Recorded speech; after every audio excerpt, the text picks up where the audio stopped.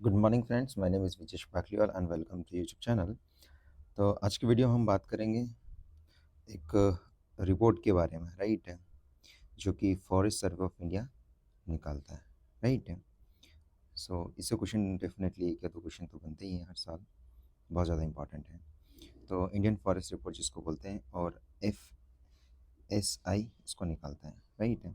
चलिए बैकग्राउंड के बारे में बात करते हैं कि पहली रिपोर्ट जो निकाली गई थी, ये निकाली गई थी 1987 में, बाई एनुअल है, ठीक है, मतलब ये 2 साल में एक बार आती है, ठीक है। Most important point. दूसरा, प्रेजेंट अभी जो रिपोर्ट जारी की गई है वो 2023 में की गई है और 18 नंबर की थी है।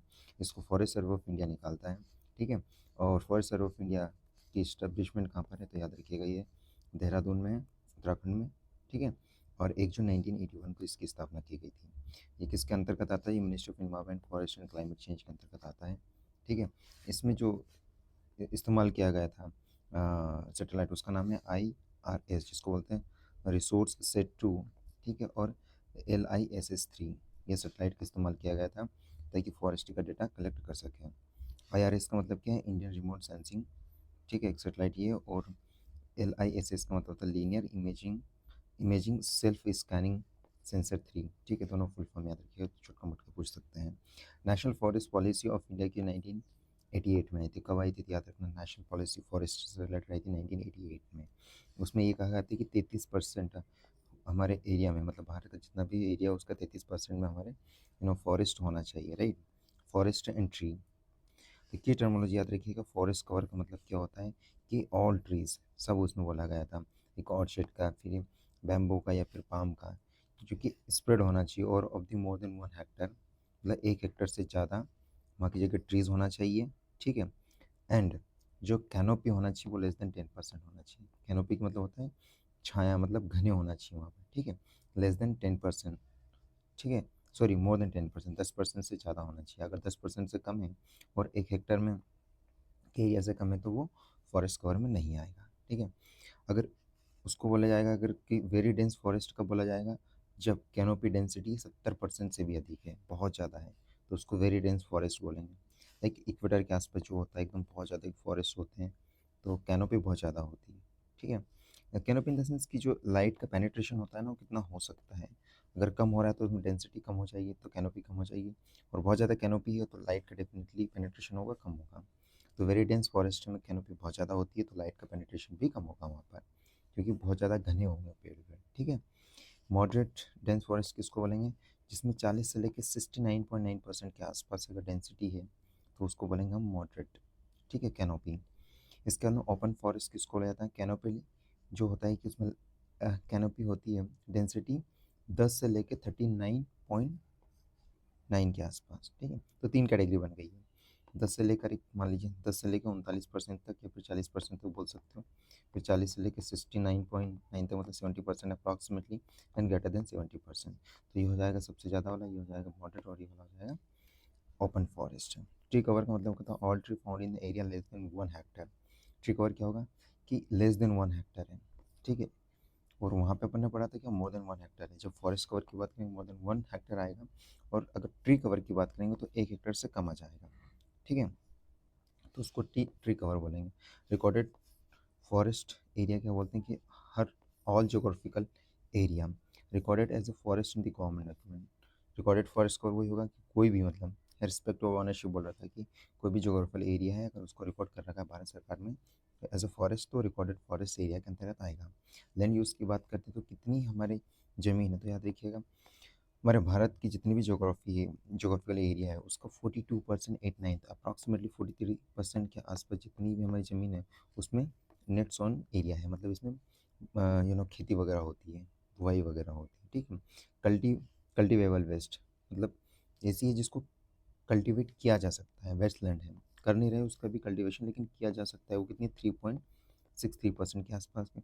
और वेस्ट लैंड मतलब जो वेटलैंड, मतलब वेस्टलैंड हो गई है, तो वो 13.43 के 41 के आसपास है, राइट है। So it like it's not easy to cultivate this land, ये वाली। Global forest resource assessment report कौन निकालता? क्वेश्चन आ जाएगा कि global forest resource assessment report कौन निकालता? फाओ निकालता है। फाओ का जो हेडक्वार्टर रोम इटली में, याद रखिएगा, ठीक है। इसमें 31% के आसपास जो लैंड एरिया है, ठीक है, पूरा वर्ल्ड का इसमें बताया गया है कि ये इसके अंतर्गत है, फॉरेस्ट के अंदर अंतर्गत। और टॉप कंट्री कौन सी है जिसमें सबसे ज़्यादा फॉरेस्ट कवर है? तो सबसे आता है, पहले आता है रशिया, ब्राज़ील, कनाडा और इंडिया, ठीक है। इंडिया में केवल 2% के आसपास है जो कि फॉरेस्ट कवर काइंड ऑफ है, ठीक है। As compare to world world context में बात की और ये 10वीं प्लेस पे आता है, ठीक है। इंडिया कौन से नंबर पे आता है? दूसरे नंबर पे आता है, याद रखिएगा, वर्ल्ड वर्ल्ड लेवल पे। ऑलराइट, चलिए आगे समझने की कोशिश करते हैं कि हाईएस्ट एनुअल ग्रोथ कहाँ पे हुई है। एनुअल ग्रोथ सबसे ज़्यादा चाइना में हुई थी, और ऑस्ट्रेलिया में, फिर इंडिया में। तो इंडिया थर्ड नंबर पर है। तो मोस्ट फॉरेस्ट सबसे ज़्यादा फॉरेस्ट कौन से पाए जाते हैं? ट्रॉपिकल फॉरेस्ट सबसे ज़्यादा पाए जाते हैं, फिर इसका ना बोरियल या फिर टैगा फॉरेस्ट। टैगा फॉरेस्ट का पाया जाता है, ऊंचाई पर पाया जाता है टैगा, ठीक है। हिमालयन क्षेत्र या फिर एकदम हाई एल्टीट्यूड पे चलेगा और वहाँ की जगह पाया जाता है, ठीक है। फॉरेस्ट कवर देखते हैं 2023 में कितना इंक्रीमेंट हुआ।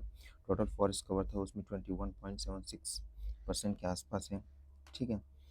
इसका ना सबसे ज़्यादा एरिया वाइज देखते हैं तो एमपी में सबसे ज़्यादा है फॉरेस्ट कवर, ठीक है। इसके बाद अरुणाचल प्रदेश और छत्तीसगढ़ में है, याद रखिएगा। अगर परसेंटेज वाइज पूछेंगे तो सबसे ज़्यादा किसमें? लक्षद्वीप में, फिर मिजोरम में। Lakshadweep one of the UTs है, फिर मिजोरम में, फिर अंडमान निकोबार में है, ठीक है। लक्षद्वीप याद रखिएगा, लगेगा छुटका मुटका, लेकिन हाँ इसमें वही ठीक ठाक फॉरेस्ट कवर है। इंक्रीज़ देखते हैं सबसे ज़्यादा कहाँ पे? मिजोरम में हुआ। सबसे ज़्यादा इंक्रीज़ कहाँ पे? मिजोरम में हुआ, फिर गुजरात में, फिर उड़ीसा में हुआ। डिक्रीज़ की बात करें तो मध्य प्रदेश में सब मतलब डिक्रीज़ सबसे ज़्यादा हुआ, क्योंकि सबसे ज़्यादा फॉरेस्ट कवर यहीं पे, तो डेफिनेटली संभावना बनती है, क्योंकि डिफॉरेस्टेशन और ह्यूमन एक्टिविटी चलती है, तो पॉसिबिलिटी बनती है। इट्स लाइक कॉमन सेंस बात है। फिर इसके बाद आंध्र प्रदेश की बात की, फिर तेलंगाना की बात की, ठीक है। तो ये डिक्रीजिंग ऑर्डर में है, मतलब सबसे ज़्यादा डिक्रीमेंट कहाँ पे हुआ?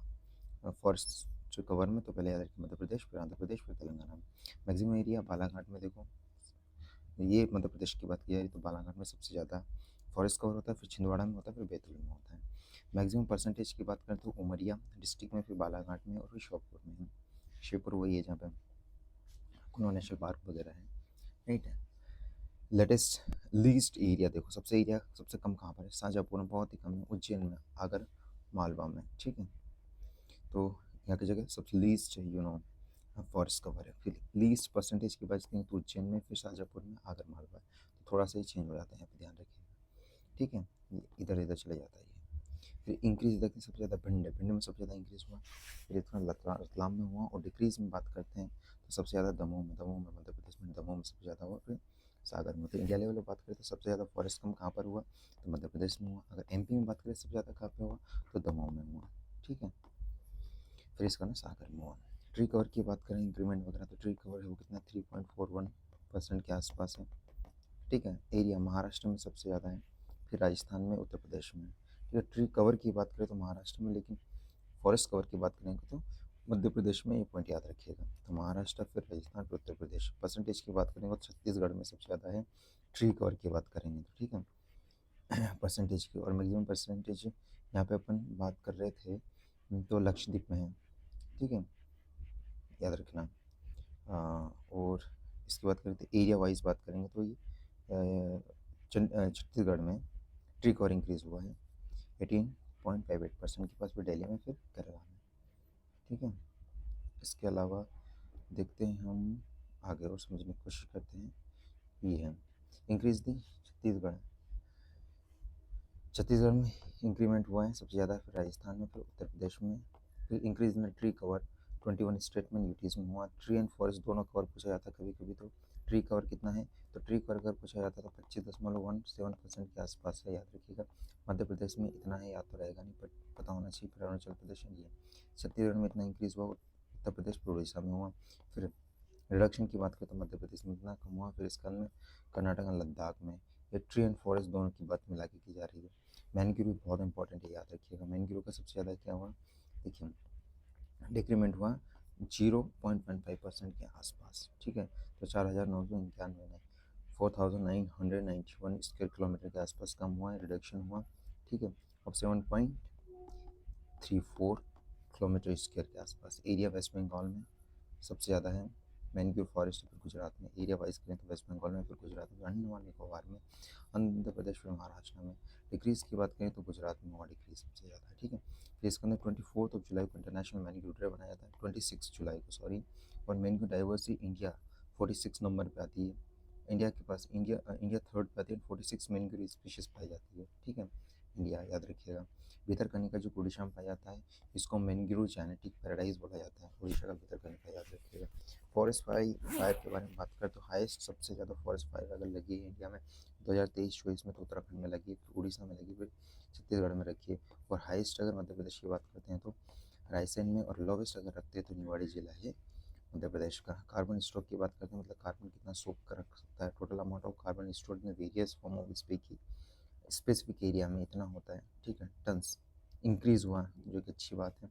हाईएस्ट अरुणाचल प्रदेश का, क्योंकि वहाँ पेड़ बहुत अच्छे ज़्यादा होते हैं ठीक ठाक। फिर मध्य प्रदेश में क्योंकि बहुत ज़्यादा ट्री कवर है यहाँ पे, फॉरेस्ट कवर है सॉरी, ट्री कवर महाराष्ट्र में, छत्तीसगढ़ में, और इसके बाद में फिर छत्तीसगढ़ में। ठीक है, 2030 इंक्रीज किया गया कि 2.5 से लेके 0.3 बिलियन, सॉरी 0.3 बिलियन टन के आसपास।